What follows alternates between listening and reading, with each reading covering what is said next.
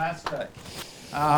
There you go, Andy. I said that I would get a standing ovation. We had a wee bet on. He didn't believe me, so thankfully I don't have to cover the costs of this little expenditure. So in terms of, have I gone forward too much? In terms of, I work for TotalNegotiation. So the first thing that people come up and say to me is, shit, you must be really good at negotiation. And I say, we have the worst branding problem in the world because I don't touch negotiation. As a company, we started with negotiation. So we started about 15 years ago. It was solely focused on negotiation skills with commercial teams. And as typically happens, you do a good job. You get asked, oh, you've done a really good job on negotiations. What about selling? What about planning? What about some of those other things? So over time, the offer has expanded. So what started as negotiation has evolved into the complete commercial conversation.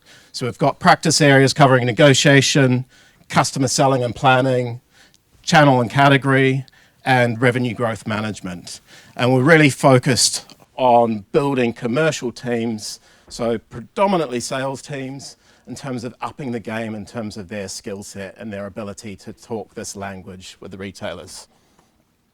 In terms of my background, so I know we've had a couple of introductions. I just wanted to give you a flavor of my background though and the experiences that bring me along the way. So I started my career at Dun & Bradstreet. It's a bit of a random one. I don't normally bring that one into it, but that was debt collection. But within that, I was teaching dynamic telephone collection techniques. So even from a young age, I was always interested in the whole capability building piece. And it's actually one of my missions is sparking the joy of discovery and adventure. So sparking that interest and curiosity and wanting to know more and go further. In terms of RGM experience, Scottish Newcastle was after that. This is about 25 years ago. And this is before RGM was really a thing. And there we had started integrating consumer insights, the whole brand equity piece, so forced choice preferences. We were doing elasticity models to determine our brand strengths and things like that, bringing that together with our market power to really define our strategic positioning within brands. So we knew with Foster's, if we could command a 5% premium to Carling in the UK, and we knew if we sold at a 5% premium, we'd still sell the same volume. So we built up our commercial positioning very strongly in that strategic pricing space within Scottish Newcastle. We also worked on the integration of Strongbow. So at the time, the cider category was about 20% cheaper than lager. Lager was the main thing. We used to sell most of our volume, 70% of our volume was in these big PET bottles.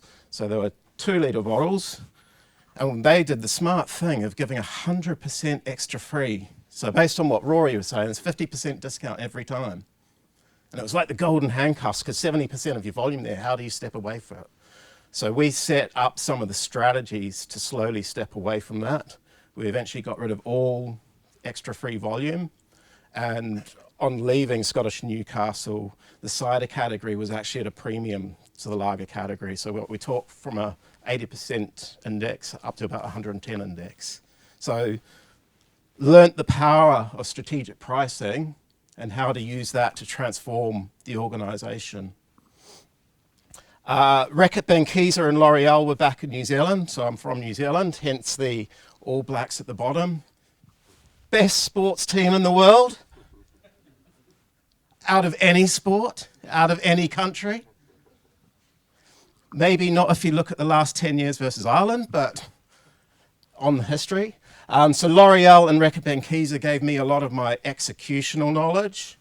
So how to land things. When you're in a small market, you're really hands-on with what you're doing. So those whole selling skills and things like that, category management skills really came to the fore. And then returning to the UK, Neilsen was a fantastic experience. So understanding the data side, how to really utilize it and go deeper with your analytics, selling price and promotion, marketing, mix modeling, So really taking that next step on the journey and step changing organisations. Unilever was very much about pure RGM. So in the UK, it was about landing those projects into the teams. So getting cross-functional teams working, and then in the global role, it was rolling out promotional capability. And then TotalNegotiation, clearly I've chosen them because their logo is blue. And I only work for companies with blue logos, which I only realized when I put this slide together. So from my personality profile, though, I'm also a blue. So I'm quite into the detail, I'm quite into the numbers. Those who are old enough to remember, there was a film called Dances with Wolves. Who remembers that? Any hands? Yeah. Yeah, I used to get the nickname Runs with Numbers. So, yeah. My role at RGM, so this is Unilever. So I had 3 core responsibilities. So one was around piloting projects. How do we build new skills, new capabilities? So a great example of that was in the promotional space. Unilever has a real strong passion for sustainability. How do you make your products more perfect for the planet?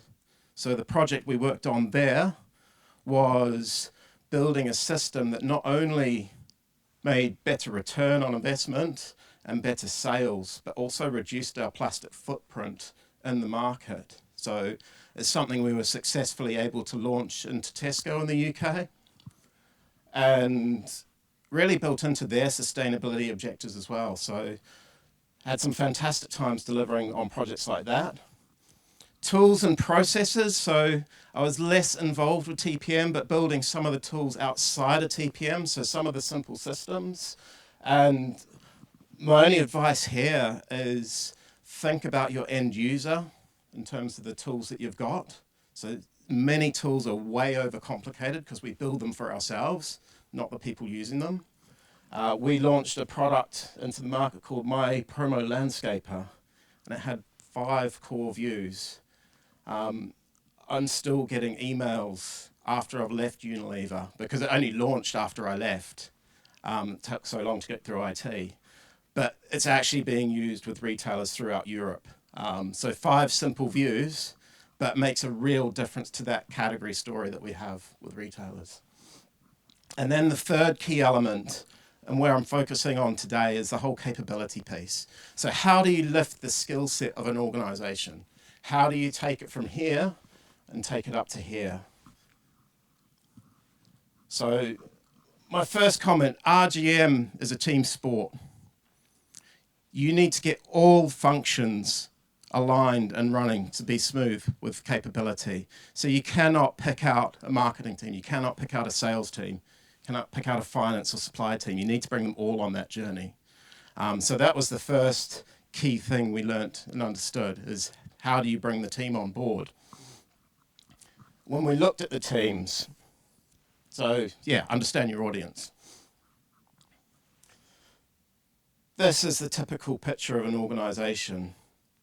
So in that picture, I'm the little girl.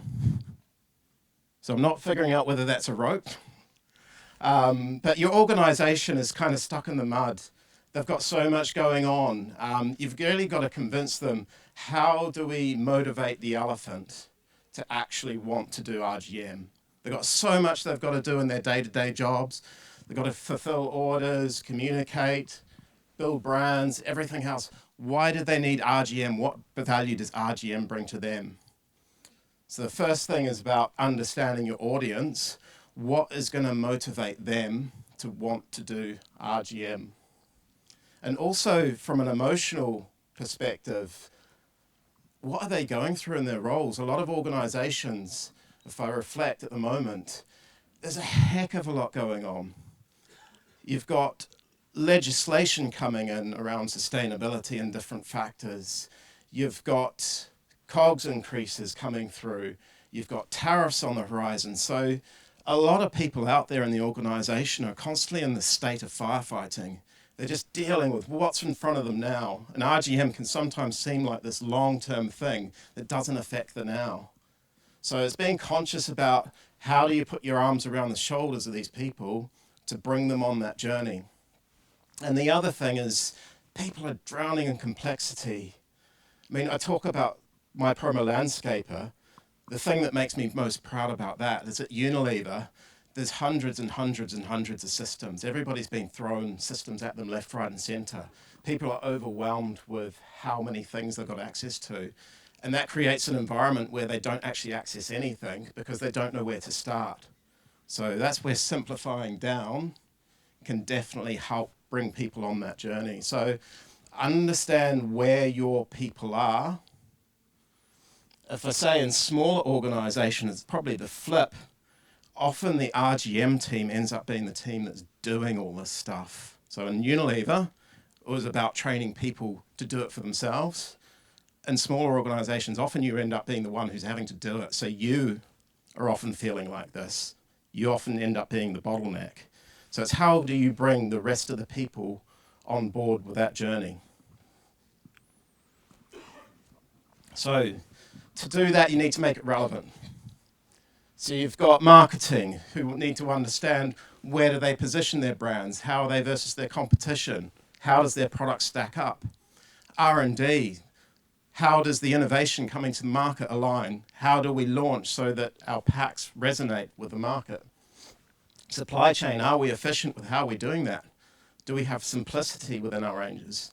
Often there's way too much complexity. Let's make it make sense. Finance, are we actually making a profit at the end of the day? Are we hitting top line, bottom line requirements? We can help with that. And then sales, they're the ones kind of the ambulance at the end of the thing where they have to take it to the customer. Do they actually know how to have that conversation with the customer? If I reflect on what Desi was saying earlier in terms of doing things to cut through that noise, one of the things I've realized since being at Total Negotiation is the actual capability of our sales teams is often not built around selling. Often they're great at relationship, great at account management, but when it comes to selling, actually they're not that great at selling. And a great example is I heard of about a presentation where somebody basically was asked for a 2% increase. They took in one slide with a 1% on it, and they thought that that was a good idea in terms of landing that with the market. And obviously that just antagonized the buyer and led to a negotiation. So if you want to get away from negotiation, you've got to teach those sales teams how to sell and connect it through. That's the best way to land things, is to improve the selling side of the organization. Different people will be at different levels within the organization. They'll have different levels of understanding. So especially in a big organization, how do you bring those different levels? So you need to have tailored programs to each of them. And linking it through, who's responsible for the different elements? So you may not get one person who's responsible for all of the levers of RGM, but certainly marketing needs to own street pricing, innovation and marketing potentially pack price architecture. Mix involves everybody. Promotions and trade terms are clearly owned by the commercial teams, but they can't do that without input from the marketing teams. You need to link your promotional objectives back to what your marketing teams want to achieve. So first thing is to make it, second thing is to make it relevant to your teams. The way we did that was to try and make it accessible. So I'm not saying this is necessarily best practice, and I have learned some things along the way, but we kind of went at it from a couple of angles. One, we needed some entry-level materials. So we went down the route of e-learning. And to be honest, I think we built one of the best e-learning modules ever. I had the pleasure of collaborating. The guy who I wrote it with was actually in, what's the name of the, it was in a movie, I forget the name of the movie, doesn't matter though, but he was a Hollywood movie actor. He was then transformed into a writer and a trainer, and he helped collaborate on the scripting of the e-learning, and it was fantastic. But the problem with e-learning, does anybody know the completion rate of e-learning?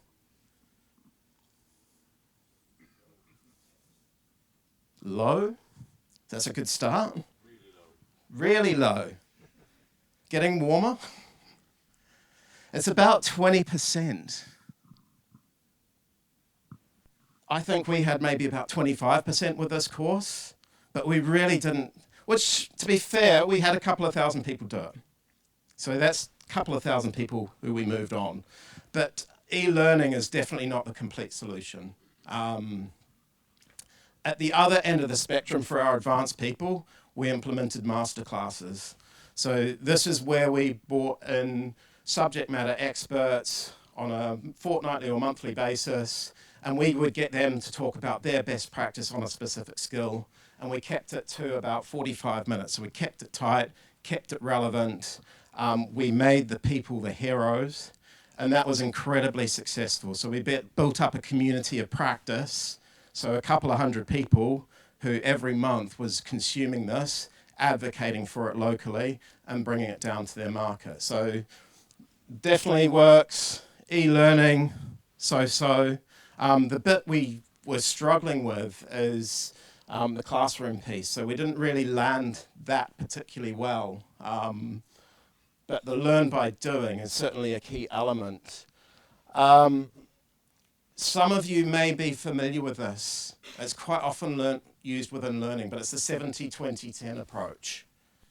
And basically what it says is 70% of your learning experience is going to come through on the job.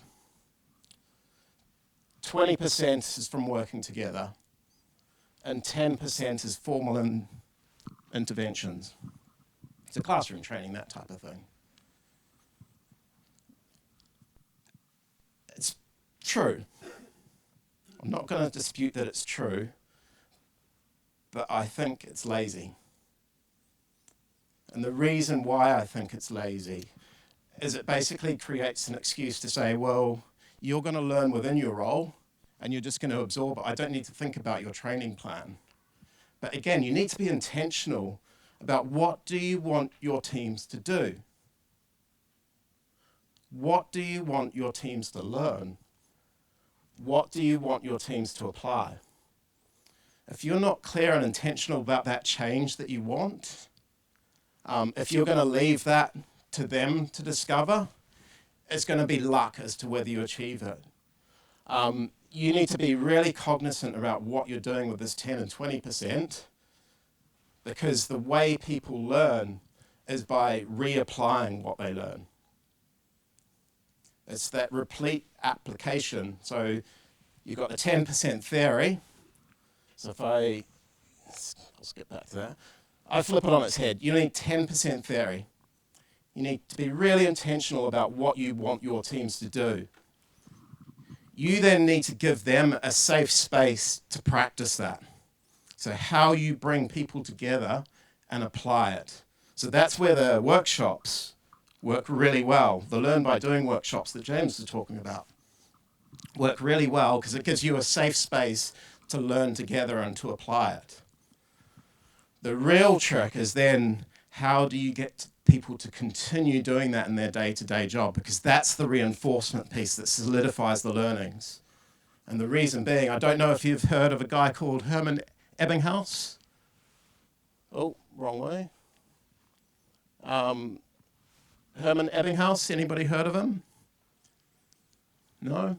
So Herman Ebbinghaus in the 1800s came up with this concept called the forgetting curve. And basically it says, within 1 hour, you're only going to remember 44% of the content, so less than half of the content. So in an hour's time, you'll probably remember that I like the colour blue. But a lot of what else I say may not go through. After 1 day, it's down to a third. After 1 month, it's 21%. Now, the trick is, how do you beat this curve? And the trick is, how do you keep those memories going? So reinforcing, relearning, keep the habits, build them into habits, so it becomes part of your day-to-day lifestyle.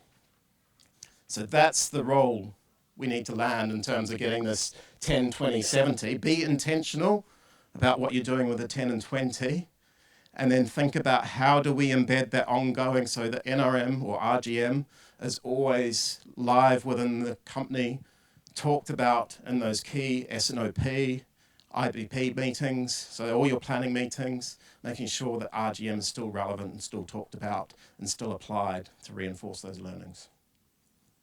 So that's broadly it from me. So build something that's relevant for your audience, really get to know them, get your understand them, put your arm around them, take them on that journey. Make it relevant. So cut out the bullshit. They don't have time to do all this stuff. So be really targeted, really bite-sized, really direct. Make it accessible. So as many different ways as you can, lean it in towards them, and then make it repeatable. So how do you land it into their everyday operations? That's it, unless there's any questions.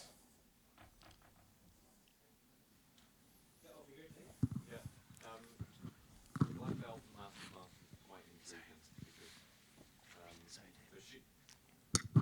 because the black belt masterclass is quite intriguing to me because the first bit is like a sheep dip of everyone gets to know the basics, and I'm very clear on what I need to do with that in our organisation.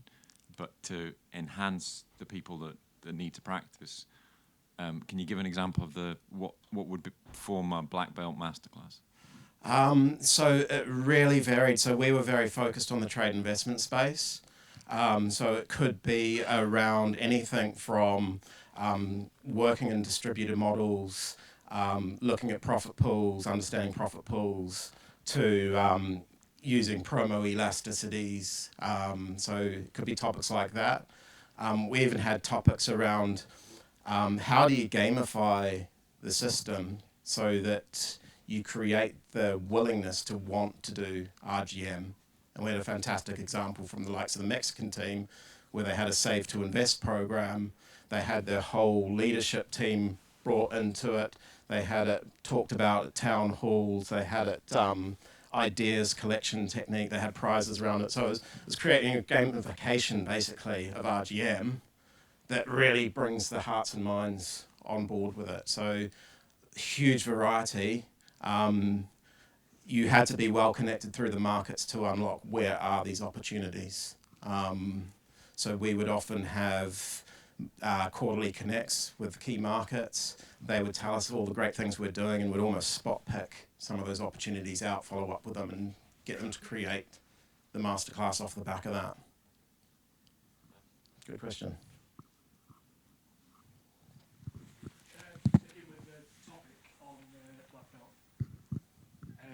So really clear with the basic e-learning modules. I think the basics of RGM in particular, like really clear and grounded. How often would you recommend updating or kind of rehashing the black belt training to keep it relevant to the, I guess, VUCA, to pick on Alex's presentation environment that we find ourselves in? Yeah, so we basically set it up almost like a series. So we'd do 12 episodes a year. We'd do that every year. What we did after year 2 is we went back into our year 1 materials and actually we had these 45-minute presentations. If you actually cut out a lot of the questions which were maybe market specific, you could get them down to a little 15-minute, almost like radio edit or vox pop type versions. So we then relaunched some of those through the community. It was also interesting, we had them all stored on like a team site so people could access them anytime, anywhere.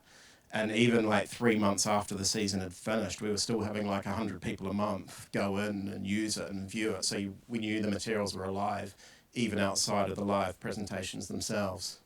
But there's no end to the number of topics that come up. It's surprising once you actually lift the lid, how much content there is out there. Yeah, exactly. Exactly. I think making the markets the hero as well is really key. So it's not about me, it's not about you, it's about them, and make them the hero of the content. We probably had a 70-30 split in terms of market-led content versus ourselves. But that creates the motivation, people get proud about what they do. Also takes the pressure off you in terms of how much content you need to create. Cool.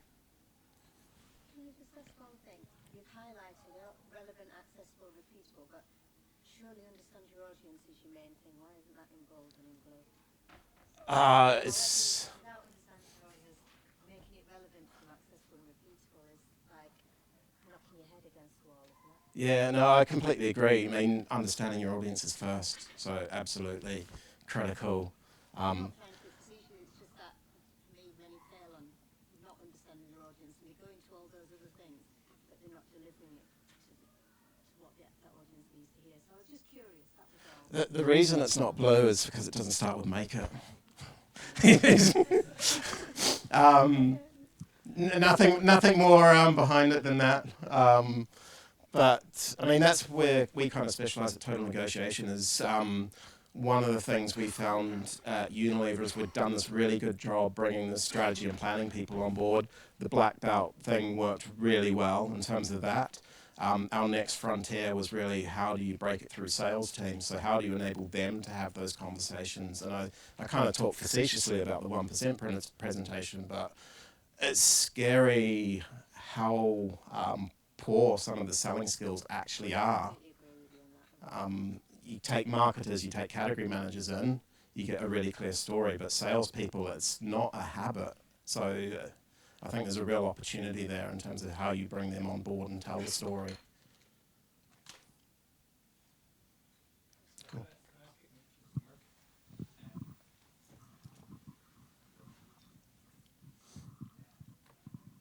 Hello.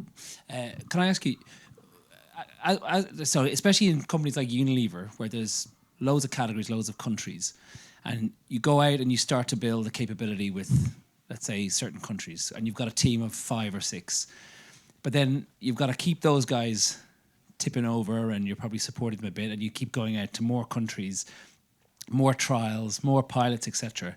How do you justify, or how have you justified to your business, I need more people, or we need more resource, we're getting traction, we need more resource, we need, like, this function is having an impact, we need more? Yeah, so that we had that issue, definitely. So with the pilot and scale program, so we would try and launch the projects. The scaling was then taking it out across other markets where they needed help with the scale. That's where we did actually go to the organisation and say, hey, we've done these 2 cells here. We've identified €3 million worth of opportunity in each cell. If we did it across another 48 cells, this is what we think we could deliver. This is the number of people we would need to be able to deliver that. So taking that model and getting that commitment. The flip side of that was getting the commitment of the markets up front. So it wasn't just, this is a theoretical, if we do 50 projects, we think we can do it. It was actually having those projects lined up and the markets wanting to do it really helped get that across the line. So that actually worked. Yeah. It's not just because a lot of times at these conferences we'll all talk about the logical process to go and get more resource or to make it happen, but you actually got Unilever to put more money into the pot and say, there you go, Scott, go and do more. So we got 2 more people put into the room. So I mean, we identified an opportunity that came to about 80 million. So you put 2 people against that, it's a no-brainer. So that's kind of how we positioned it. Okay. Any more questions? Okay. Thank you very much, Scott. No worries.